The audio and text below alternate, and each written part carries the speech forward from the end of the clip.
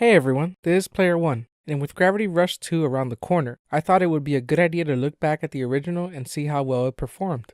I will be reviewing the remastered PS4 version as it is a definitive version of the game. Make sure to subscribe if you enjoy this review and also check out the other unboxings, first impressions, gaming news, topics, and pickups videos on the channel. Alright, without further ado, here we go. Let's start with the story. The game itself was originally released on the Vita in 2012. The remastered version includes all the DLC missions and costumes, as well as upgraded graphics and a gallery section in the main menu. The story revolves around a girl named Kat, an amnesiac who awakes next to a mysterious cat creature known as Dusty that grants her powers to manipulate gravity. The setting of the game is a floating city called Hexville, which has been split up into various sections and is in constant threat at the hands of the mysterious creatures called Nevi. The story is interesting enough to keep you going, but will leave you asking just what is really happening, as it raises more questions than it answers. Of course, there is an attempt to set up a sequel in the last few seconds during the ending scenes, which actually take place during the credits if you can imagine that. As far as the pacing is concerned, it's pretty good. The open world feel allows you to knock out some challenge quests along the way or search for power-up crystals in between missions. Most of the missions fit well with the overall game, although some felt like busy work or glorified fetch quests. I didn't really enjoy the challenge quests. Not only are they completely optional, but some can be significantly challenging, especially early on, which can affect the overall pacing of leveling up. The world of Gravity Rush is basically a small open world that expands as the story progresses. Don't expect the size of the world to be big, as it is quite small in scope. As far as the controls are concerned, for those that like the motion features on the Vita, the DualShock accommodates your desire to tilt the camera around, etc. The best part of Gravity Rush is the main aspect of the game, the shifting of gravity. Here's where the game truly excels and helps alleviate some of the noticeable missteps found in other aspects of the game.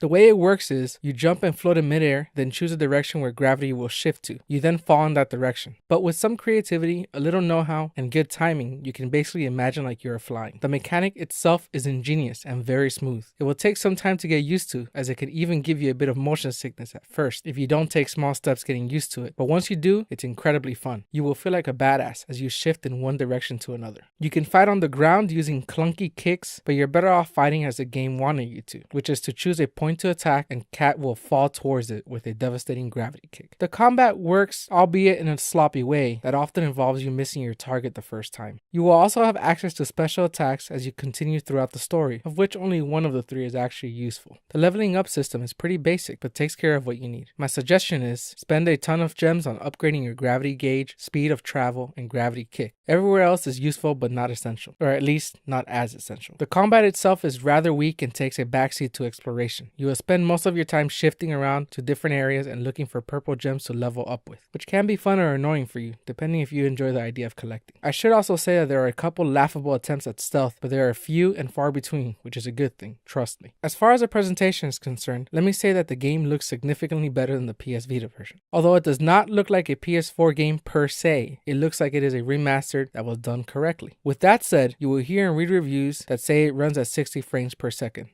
No. Those people that swear that a bunch of these games run at 60 FPS on the PS4 have never played a PC game to see what 60 FPS really looks like. Because you have a spike in frame rates when walking around doesn't mean that you're running at 60 FPS constantly. While I did not see a slowdown, this game does not run at a consistent 60 frames per second. I would say it runs at or just above 30 to 40 FPS for most of the games. The enemy variety is okay, but expect to fight the same enemies over and over. This plays more to the issue with the combat, which has you defeat each enemy in exactly the same way. You aim for the glowing orb with a gravity kick, probably miss the first time, aim again, make contact, and repeat. As far as bugs were concerned, there weren't any I could speak of. The oddest thing that happened ever were some camera issues, but those could easily be rectified with the controls. As far as load times are concerned, they're not too bad. There is some loading here and there, but it wasn't for long periods of time. However, coming from a Vita to PS4, I would have liked these to be completely removed, as the difference in hardware is significant, but it's not a big deal. The graphics are pretty good. There is definitely a style that has been adhered to within the game, although I'm sure the desire to make it run smooth on the Vita led to some of these artistic decisions, such as the cel shading artistic style, which tends to look good regardless of graphic fidelity, and the short field of view, it still fits the game nicely. When flying from city to city or very high up, you see an outline of buildings and structures in a kind of wash of color. Now let's talk about the music.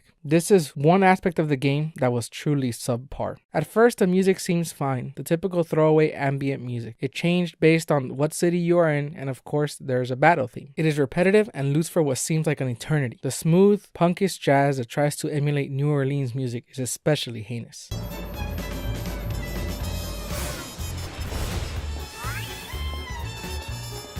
They obviously phoned the music in because it just sounds like some paint-by-numbers modern JRPG soundtrack with no memorable moments except for the overall idea of blandness. The cinematics take place in a comic book format where you read the dialogue bubbles attached to stylish drawings. There's no real voiceover, and what you do hear appears to be some made-up language of a mix between French and Japanese. For the most part, they serve as a way to glue the weak plot together. There is a good amount of content within the game. The main story takes about 8.5 to 10 hours to complete depending on your playstyle, and there are plenty of challenge quests available for you if you desire, although they are repetitive and basically consist of either time attacks or races. You are also encouraged to collect purple gems, which are used to level up and open up other challenges. That part is actually surprisingly fun, at least it was for me. The DLC quests are frankly a bit annoying and aren't really worth experiencing unless you want a bit more to do with Cat or want to unlock more costumes. I should mention that they are meant to be played after completing the game, or at least after playing for a while, as some of the missions can't be completed unless you considerably level up specific aspects of your powers. As far as replayability is concerned, I don't feel there's much here. Once you beat the story, you're not really going to be compelled to play it again. However, you may be compelled to come back and visit the world because of the cool mechanics that take place with the gravity shifting or to complete other challenges.